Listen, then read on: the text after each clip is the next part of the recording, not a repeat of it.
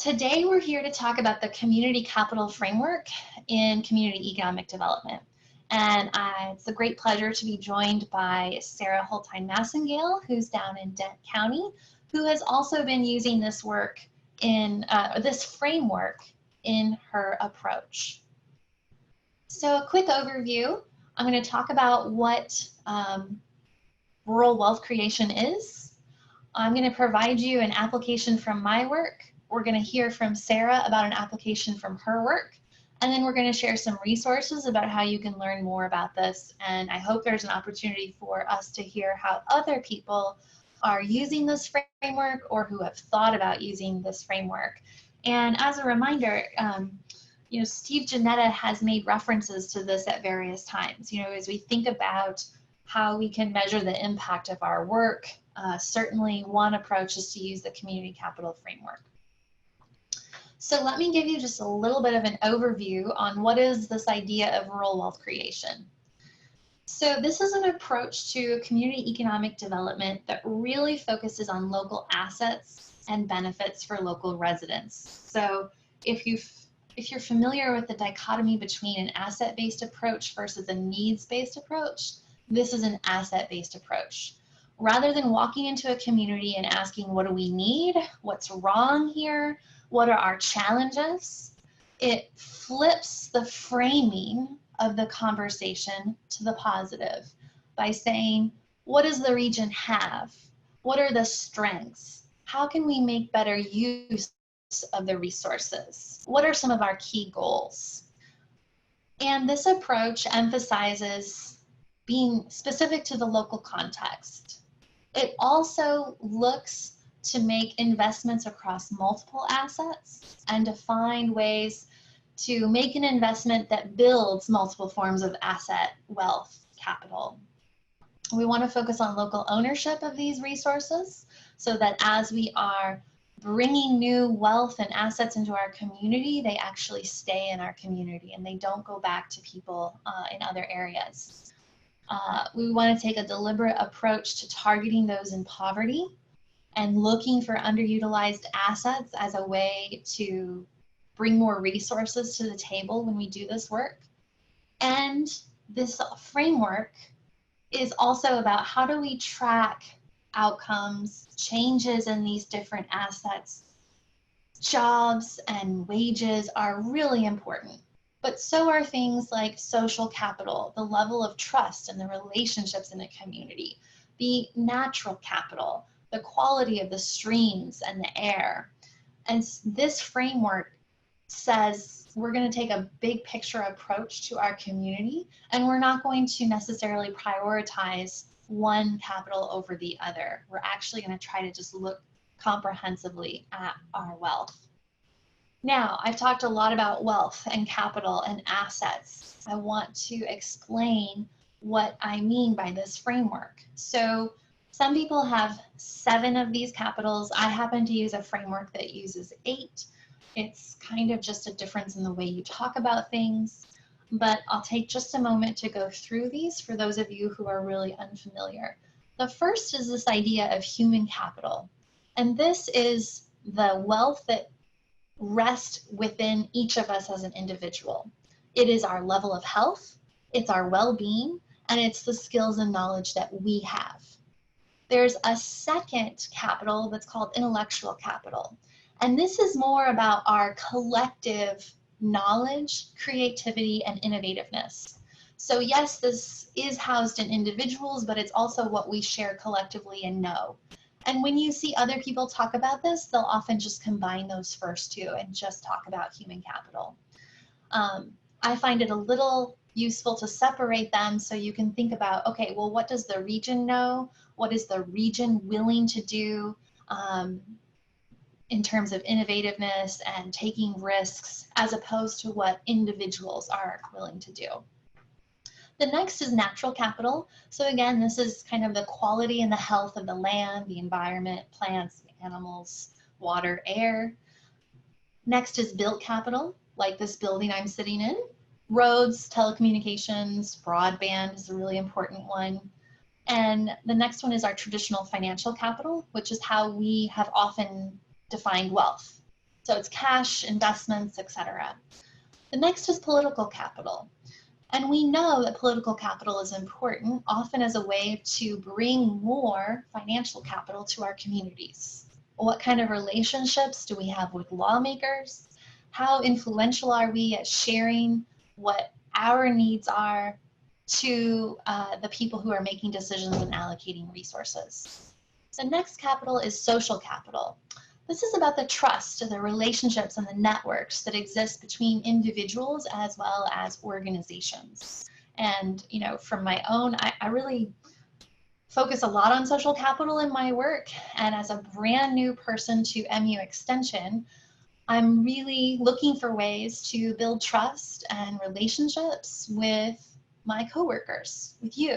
And this webinar is one way to do that, by telling you about my work and answering your questions. And I look for other ways of how I can learn from you and hear about your work. And then the last is cultural capital. And I think a lot of people, you know, this resonates with them because we all know that communities are different. And part of this is this different values and identities that communities and regions have. So when we think about wealth across all 7 or 8 forms, we want to focus on stocks and flows. So wealth is the stock of all assets minus liabilities that can contribute to the well-being of an individual or a group. So wealth is durable. It lasts for some amount of time, but it's also depreciable. And this isn't just financial wealth. Without continual reinvestment, and if we just use things like social capital, our natural capital, our built capital, our political capital, without reinvesting in these things, they will depreciate over time and be less valuable to us. And each of these forms of wealth are productive. They yield a return. They actually can be converted into other forms of capital. So here's another example of stocks and flows. And I just went with the traditional financial capital because I think it makes it really clear. And all of my other attempts to talk about some of my projects, I'll do that a little bit later. So financial capital, we're talking about the money in a person's bank account minus their credit card debt or their mortgage. So assets minus liabilities, that's the stock of financial capital that that individual holds. The wages, the salaries they make, that's the positive flow of their financial capital. If they have an interest-bearing savings account or other investments, that's generating hopefully a positive flow if they're in the stock market. But interest payments to the credit card company, that's a negative flow. That's depleting that financial capital. And if you just have your money sitting in a non-interest-bearing account, you actually lose a little bit of that value every year due to inflation, right? So when we take this wealth creation framework into our work in community economic development, we're really seeking to invest in multiple forms of wealth. We're looking to assess the impact of each investment in terms of how it affects the other forms of capital. So if we make an investment in built capital, can we do that in a way that doesn't damage our natural capital? Can we do that in a way strategically using our social and political capital to make sure that that investment is the best suited for the needs, the cultural identity, the knowledge and innovativeness of the region? And we're looking for investments that really complement each other to leverage one form of capital as we're investing in another. There's a great book that came out on this in 2014. And our very own Sarah Lowe has a chapter in here on entrepreneurship. So let me tell you now about one application of this work.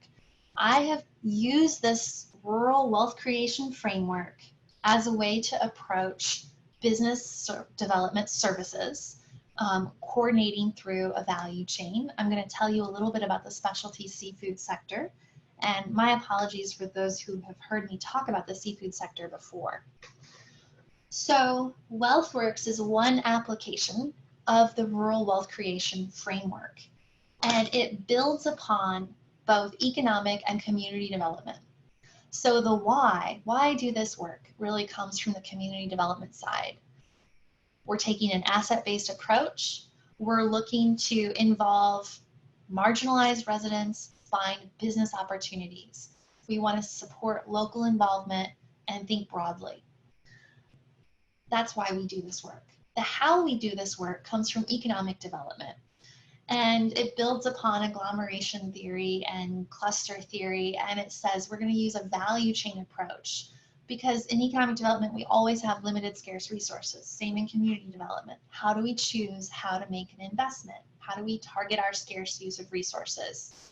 This approach says we're going to find a value chain of interrelated businesses, and as we support that value chain and try to increase that value chain, we're looking to retain businesses, help businesses expand, and support entrepreneurship. What is a value chain? Don't get, this is the easy concept really. It's just businesses that are buying and selling from one another as they move a product from raw inputs to the final consumer.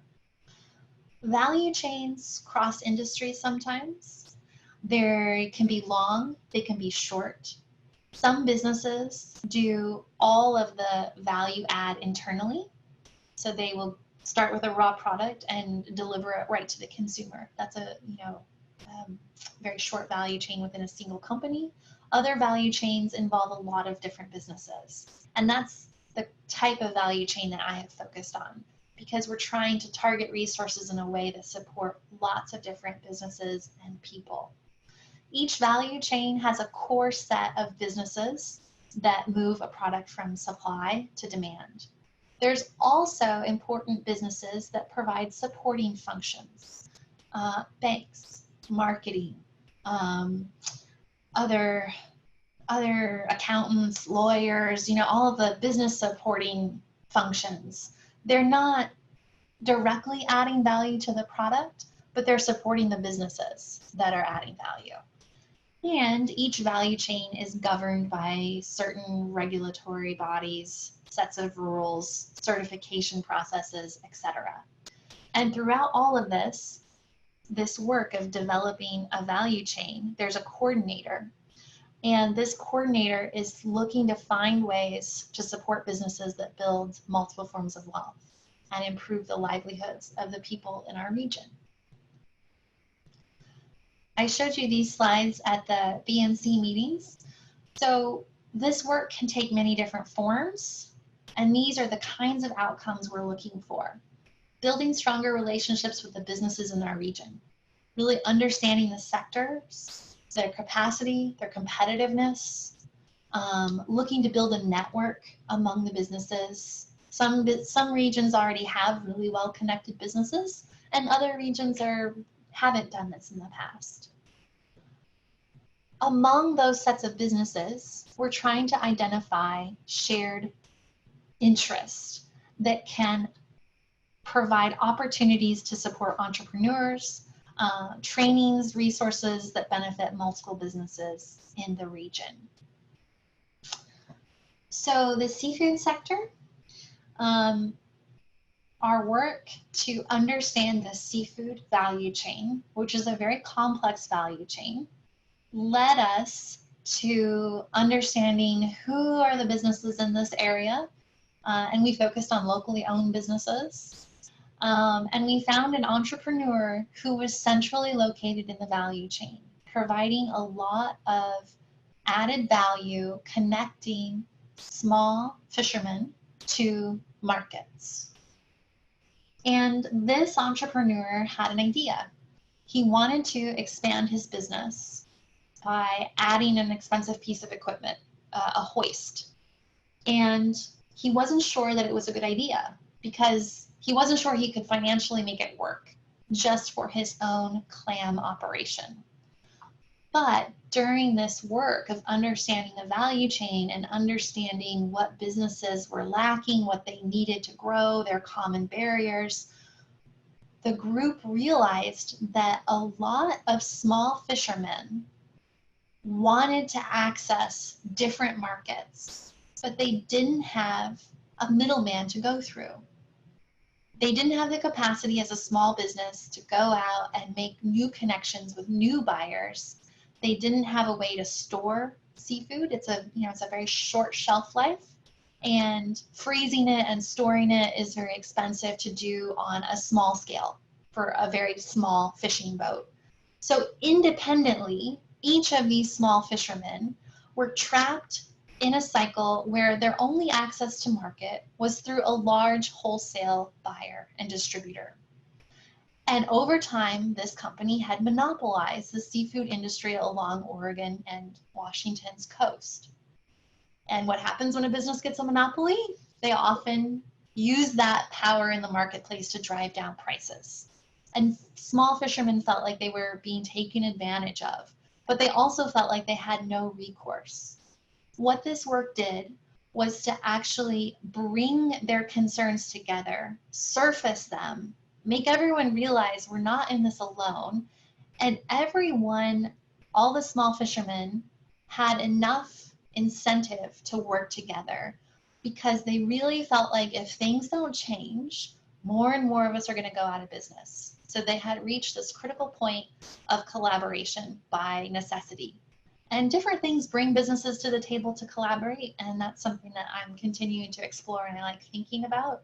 And so as you're learning about businesses in your region through the Connect strategy, or you're attending meetings and you're hearing about what people are actively doing, I'd enjoy like talking to you about some of this stuff and just understanding what does it take to get business people who are always busy, who have a million things to do. They're a lot like extension faculty, right?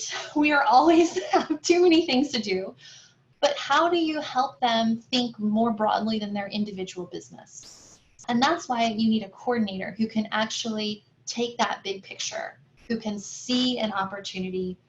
And so what we were able to do was bring in financial capital to support this business purchase the hoist.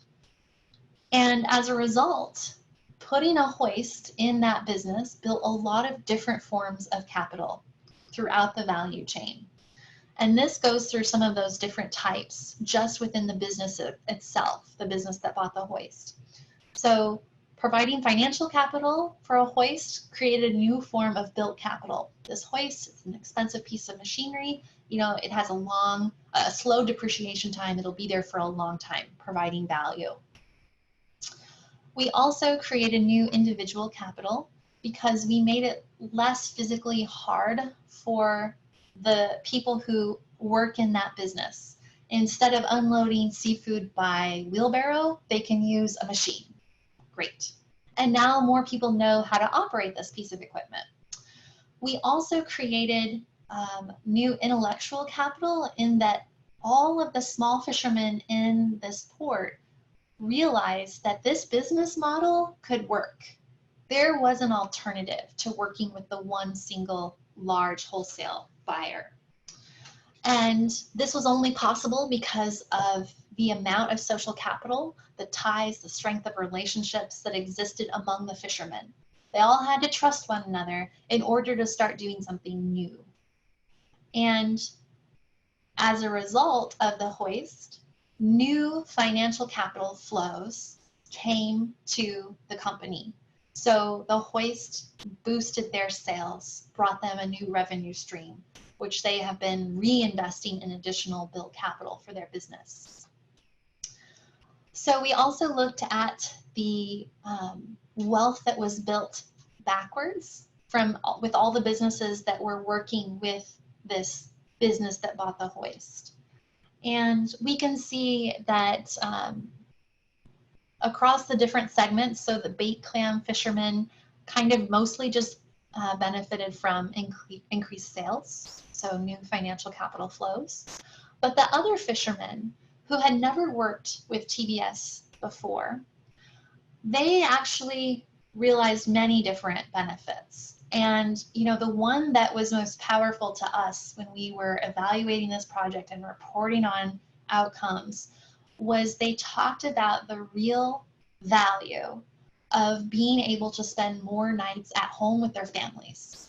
Because their home port offered them more reliable and better prices, Before, the wholesale buyer could just say, I'm not buying anything today, I've got enough, I'm just working on processing, especially, you know, seafood has a short shelf life. So that was forcing these fishermen to stay out on the water, to go farther away, to pay more transportation costs to sell their product. Now they could more reliably sell that product in their home port. And it was so important for them to be able to spend nights at home with their family. And it was something that they couldn't put a value on, which was really powerful. And I think, or at least I hope, that that demonstrates why we should use this kind of approach to thinking about our work. Because if you just focus on the financial capital benefits or financial capital resources as you're approaching, how do we improve the region? How do we develop the region? I think you can be very limited in sort of thinking about what resources you have. And you may actually make choices that are very damaging to the broader society and environment in the region. So that is how I have used this. And now I'm going to turn it over to Sarah Hultine-Massengale, who will talk about her work in the Ozark Highlands. Hi, well, thanks, Mallory, for including me in this. And I used, I've always tried to use the community capitals in my community development work, but I learned about rural wealth creation as part of my dissertation.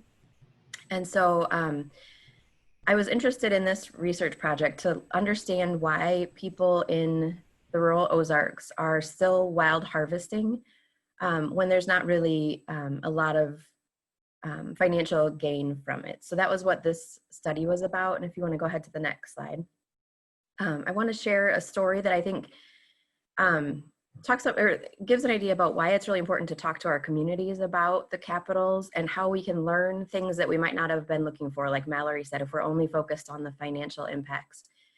I don't know if everybody's familiar, but when you go hunting, you have to buy a tag that's sort of like your permit to harvest a deer.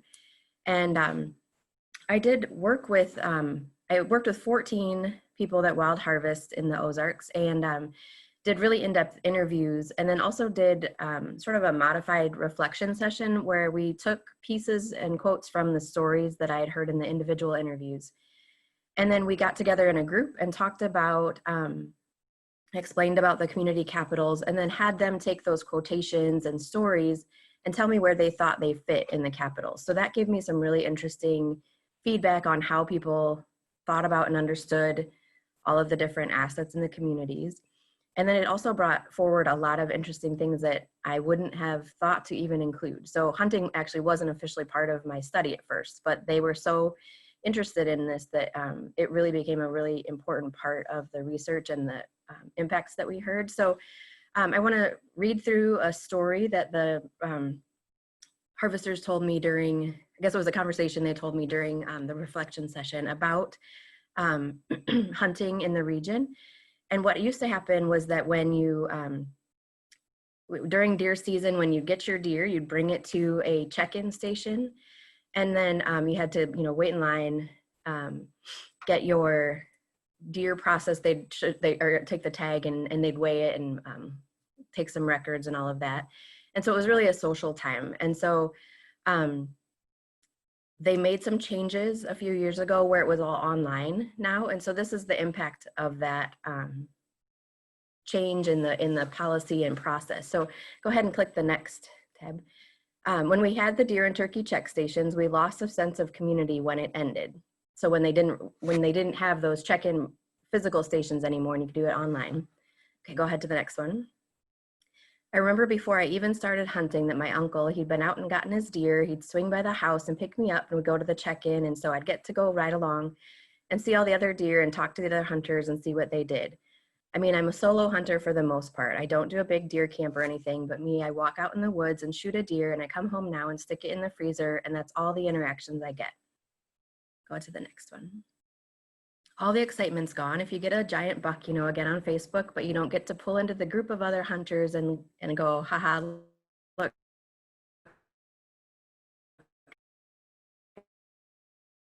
Guys.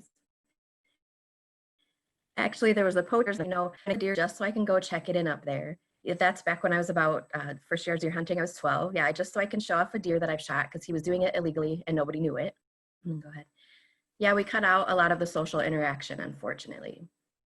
So what I think was really interesting about this story was that as we were talking about the different capitals during this session, the reasoning behind MDC changing the way the tags were recorded once you had shot a deer was really to save costs. They were doing it for efficiency for the department. They didn't have to pay someone to be at the physical check-in station.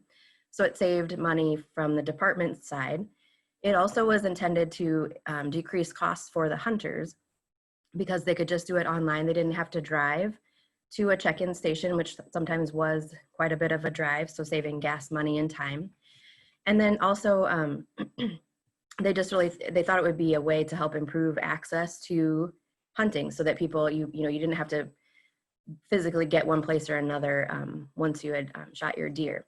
But you can really see that despite the cost savings of this policy change, they really noticed a lot of changes in their community and social connections. So they also had talked about how when you had these check-in stations, after you were done, you'd go eat dinner or lunch at the local diner and you'd pick up supplies at Walmart. And so that was also a loss in terms of financial capital because the people weren't getting together as a community in those places on that day. So, and then it's also changed some of the cultural capital. And you think about the poacher, he was using that peer pressure of the way that the check-in station was run as a way to come and show off and sort of brag about his deer hunt. So I just wanted to highlight that as a reason for why it's really good to engage our communities and people in these conversations about community capitals, because they seem to really get it and they like to be able to talk about the other things that are important to them, not just about the economics of everything. So if you want to go ahead to the next slide. And so the way that I took the input from these harvesters, a lot of them are harvesting for just for fun. They use it as a food access strategy for their families, just recreationally. It's not like they're subsisting on it. But there are really growing opportunities for some of these harvesters to do distillation. So essential oils and hydrosols are really important right now. There's medicinal herbs, the beauty market and all those kinds of things. So there's some opportunities, and there's people that are really getting interested in how we can grow that in the rural areas as an economic strategy. But right now, a lot of it is still really just, they're doing it and there's no financial incentive. So they're also spending a lot of time teaching people about wild harvesting. So they're hosting edible walks in people's forests. So they'll take people out and show them how to identify products, what to do with them, how to cook them or prepare them. They're also writing newspaper articles or other publications so that people can access those and reference that information. So they're really investing in the intellectual capital of that region by providing all these publicly accessible programs and workshops and trainings to help increase the human capital too. So thinking about those investments and why would they do that if they're not getting anything monetarily out of it, here are some of the other impacts that they mentioned about why they spend that time and money of their own time to do that kind of training and workshops. And so the human capital, they're really interested in making sure that people understand best practices for wild harvesting, and that's like the sustainability of it, how to harvest, and know the seasonality of products. So they want to increase that individual knowledge of people to use those products in their homes or in businesses. And then increased awareness of the regional natural resources and benefits of the diversity. And part of that is really that making sure that people are harvesting legally and that they're doing it sustainably. So you can see there in the human capital, those are two really positive impacts they see of providing these workshops to people. The social capital was really important. And that was both, they wanted to increase the networks of harvesters. And they wanted to do that. They were really interested, some were only interested in harvesting one particular product, but they were limited by the amount of public land or the amount that you can harvest on public land or the amount of private land that was available. So they were hoping that by increasing these networks of people that are interested in harvesting, that might also open up the amount of land available for harvesting, whether they, could trade. If you let me harvest this on your property, you can come harvest this other product on mine. So sort of that shared resources. And then there's also some opportunities that they're seeing that could lead to financial impacts because they're sharing equipment. So sort of the hoist example too, they can share some distilling equipment that's pretty expensive. And that way that new harvesters can check it out and try it without investing in the full scale equipment right off the bat. And then the other piece, one of them is natural capital, just increasing the availability and diversity of wild or native species. And they talked about helping landowners understand the opportunity of leaving some of their land wild or native, letting the natives grow, increasing access to private land for the harvesting, like I mentioned, and then a negative impact, right? If they're encouraging more people to learn about and go out and start wild harvesting, there's also the potential that people will over-harvest or overuse the natural resources. So that is one of those potential negative impacts of encouraging something like this that we need to be thinking about as we work through these pieces. So I think that this is really interesting to think through. These are the types of benefits that they were getting out of having these workshops and increasing the intellectual capital in the region. And none of them are necessarily directly financial, but there's also this cultural capital that they're really important. It's really important for them to encourage lifelong learning. They were really interested in promoting the wild harvesting. It's really a practice that's been going on for a long time, and they want to see that continued. So this one was really an interesting way to think through all of the different ways we can think about the broader impacts of practices in communities. So is there questions or? Great. Thank you, Sarah. Thanks. Please use the chat. Think about your questions. As you do, I'm going to walk you through a few more resources. And again, we will send this out to you in an email. We'll put it in Box. We'll put it on Canvas so that you can follow up with some of this stuff if you are interested. But I'm hoping that we can start using these webinars to highlight our own individual strengths and interests so that if any of us can remember any of this thing and we're approaching our work in the future and you say, you know what, I think that capital framework might be a really interesting way to think about this. Well, now you know that Sarah, myself, we're a resource for you. And so I'd also love it for other people who have used this in their work or have thought about using it, that you self-identify and maybe we can have a conversation. So here's some resources. First of all, you can learn much more about this framework through a training offered by NCI. And this is delivered by CED's co-director, Sharon Gulick, and Steve Hennis, who is Associate Extension Professor of Human Development and Family Science. He's in the 4-H office, and he's a really great guy. I've had some conversations with him about this work. And I encourage you to look for those trainings. One of them was held in September, and our very own David Black attended. Unfortunately, he was unable to be on the call today to talk about that training, but he did say it was really good. So if you've got questions, you can follow up with him. And there are 2 more trainings happening in October, the 10th in Cape Girardeau and the 29th in Carrollton. If you want to learn more about Wealthworks, this way to bring the community capital framework, rural wealth creation approach towards community economic development, there's a ton of resources. There's a national website. There's the peer-to-peer learning network. I have created some videos to explain this stuff in greater detail. Lots and lots of resources. This is a really nice one, description of the 8 capitals. So it gives a more lengthy description of all of those forms as well as examples. I used to reference it a lot when I was first learning about all of this stuff. And then here's a really nice one too about different ownership models for how can we be more creative when we think about developing businesses with limited resources. So this talks about cooperatives as kind of like the most commonly known way to collectively amass resources, invest them in a way that benefits all the co-op members. But that is just one form. And it also talks about employee stock-owned options and other stuff. So that's another great resource. I saw a message came in on the chat. Let me pull that open. Chat. Oh, Richard Crawford, thank you for weighing in.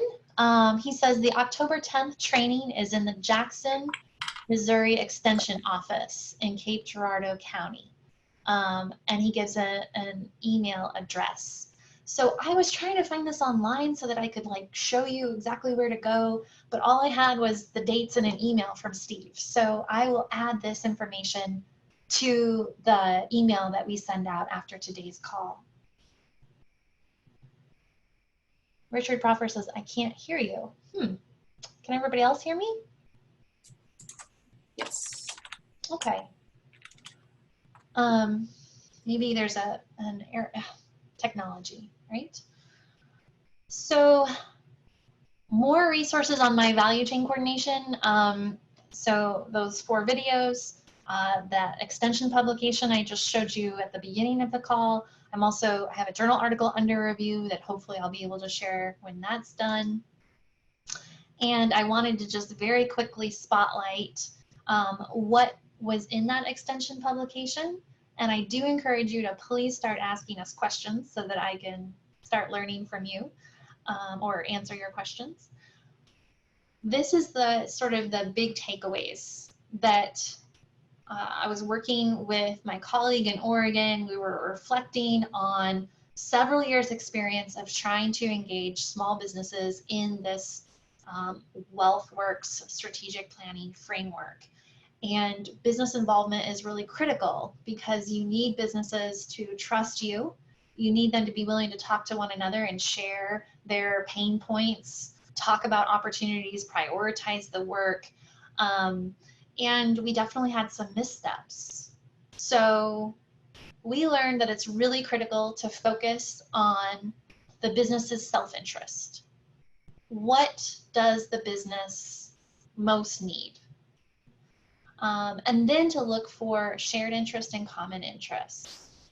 And I want to take just a moment because I think this framework is important for not just this, but for a lot of things in life.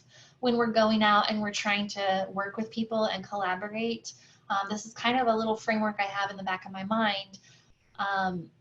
You know, self-interest is the strongest motivator for any individual. So what's in it for me? What do people gain by participating? If you know what motivates individuals, and if you can find a way to speak to that, you're much more likely to get them to the table. If you can show them, this is the way that this is going to meet your needs and benefit you. But this work is in the public sector.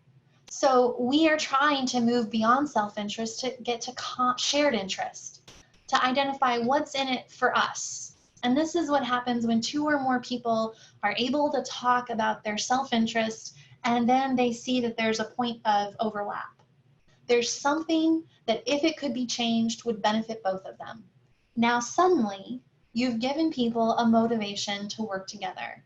And some people are very naturally inclined to work together, and some people are very driven by this idea of common interest. What's in it for everyone? And that is where we ultimately want to get to in this work, because we all know we have limited resources. We all know that our work needs to serve the public broadly and as deeply as we can. So when we think about our work, how can we really do our work in a way that creates benefits broadly for people, even if they're not directly working with us? And that's a big ask, right? But no one said this work was easy, community economic development.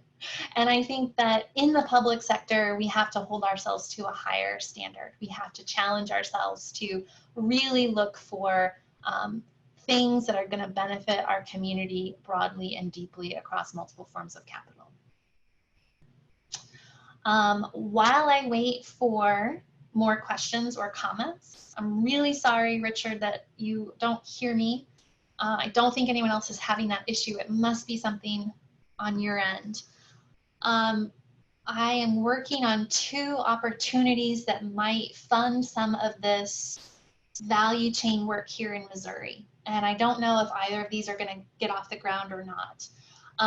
The first is I was contacted by the West Central Missouri Community Action Agency. Is anyone familiar with this group? Has anyone made connections with them through their Connect strategy or through prior work in extension?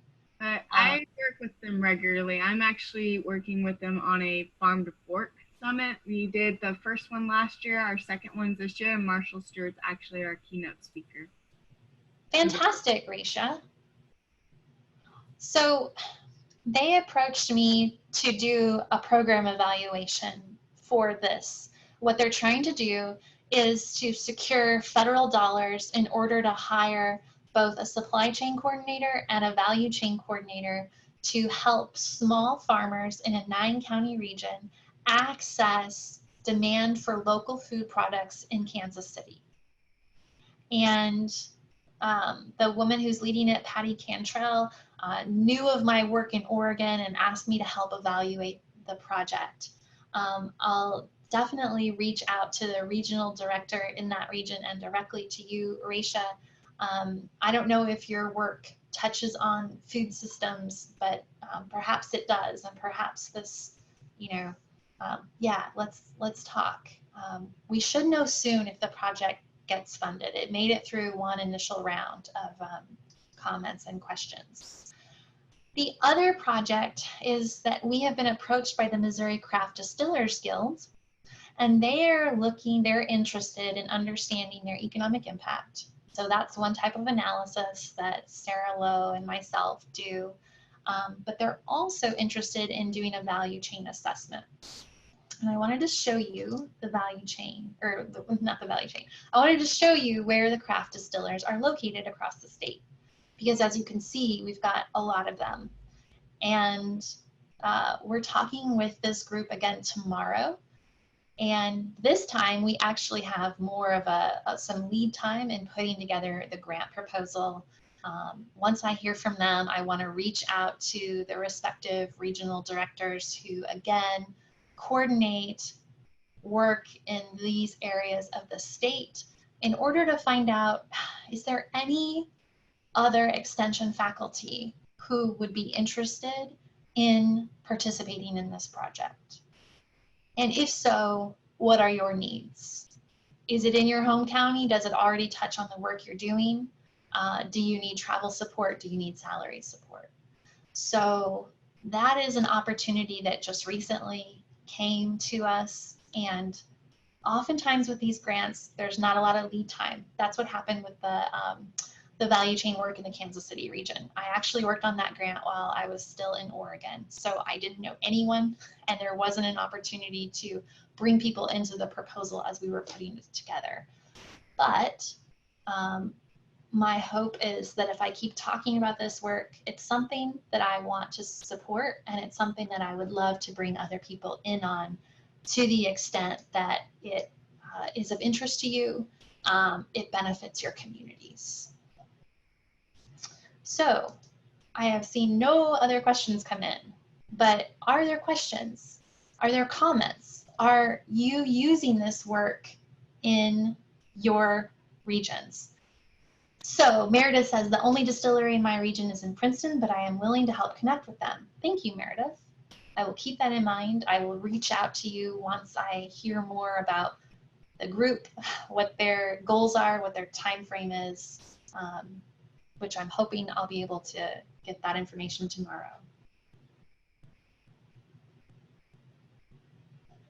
Any other examples of people who have used the community capital framework, who are thought about using it?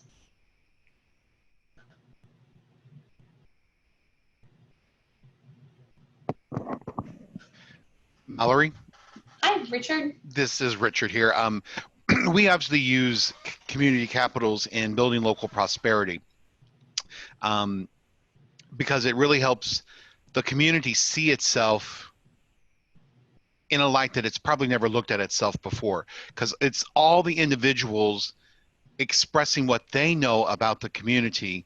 And as we all know, person A knows something about the community that person B didn't, and Mhm. person C knew something that person D didn't. And yesterday down in Crothersville, it was really interesting because the examples that came up, that people were like, oh, okay, yeah. And this was just the city of Crothersville. It wasn't a large geographical area. And in every time we've done the building local prosperity and used this particular exercise of community capitals, there's been people who said, I've been a lifelong resident, did not know. Another good example in Bullinger County, we used this, and someone said, we've got a train tunnel here that, it's not used obviously anymore, but it's one of the few train tunnels left in Missouri that they're going to try to turn into a tourist opportunity, nice park ground and everything. And people are like, where is this at? What do you mean? And then we take it a step beyond that. Then is we use that information that we have gotten put up on the walls, because everybody puts their assets on sticky notes and we put it up on the wall, and we use that then to help form the discussion on what kind of opportunities can we develop for building the local prosperity program for that particular community. Great. Yeah. So, I mean, thank you, Richard. I wasn't able to be in Crothersville yesterday. I still haven't seen BLP in person, which is, really something I need to do soon. But yesterday it was a large group. Great. I heard that you guys were getting some really high numbers registering. Because let me say that this community capital framework, rural wealth creation, it can be implemented in a variety of ways. Sarah used it, BLP uses it, Sharon and Steve train people on how to use it. And when I use it, I primarily focus on using it within this value chain framework. But that is not the only way, but that is what I'm really passionate about. And so I don't want to, make you think that that's the only way that it's useful to you. And it's a really good reminder that, yes, it's not just Sarah and I, it's Steve Hennis, it's Sharon Gulick, it's Richard Proffer, and I'm sure some of the other people in our network have been touching on this. David Black is now familiar with it. Did anyone else attend the Community Capitals training in September with Sharon and Steve? I did. Rahe, wow, fantastic. I'm reacting like that because I've finally gotten a chance to talk to Rahe for the first time on this call in a number of ways, and I've learned a lot. Will you please share your experience with that training? It was a really, really good training. It definitely added to my tool belt of things that I can now use. I think it would be something really good for all CESs, to be honest. Great. Can you give us a more specific example, not to put you on the spot, but I think specifics really help people wrap their mind around this stuff. Oh, seems like so much has happened between now and then. So one of the things that we kind of talked a little bit about, and it wasn't directly in it, but it was one of the things that we were able to discuss a little bit, is that my communities seems to be, well, two towns in my county. One seems to be growing really well, and the other one seems to kind of be stuck. And so we talked about how we could get the one unstuck, and start growing, and how to kind of promote that, and how to have that discussion. So it's even just being able to identify where to start tackling an issue, mm-hmm. and how to positively make those situations. Great, thank you. Sarah Massengale, how are you continuing to use this? Or where are you at with using this framework? So I've sort of put this piece on hold for a little bit, but I've been using this model to think through more of my impacts just broadly in the different community development projects that we work on in this area.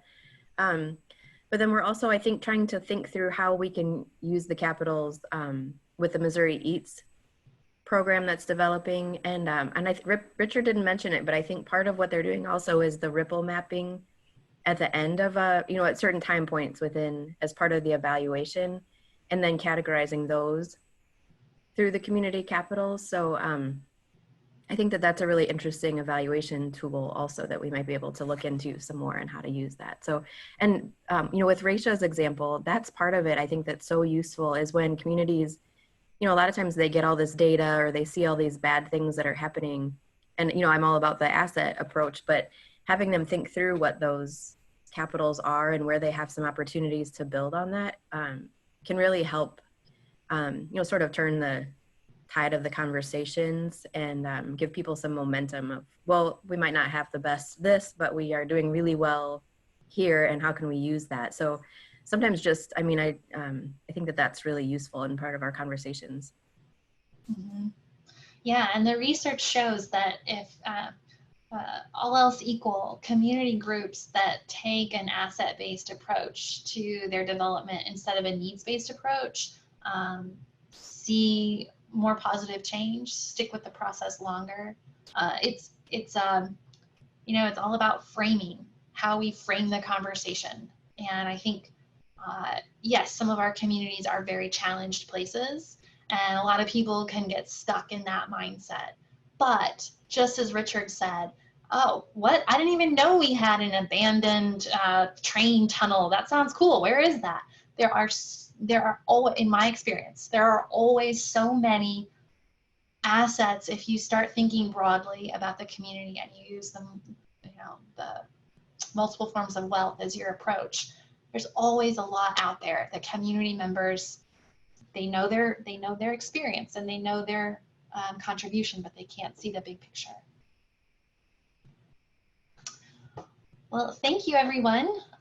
We're 2 minutes until the top of the hour.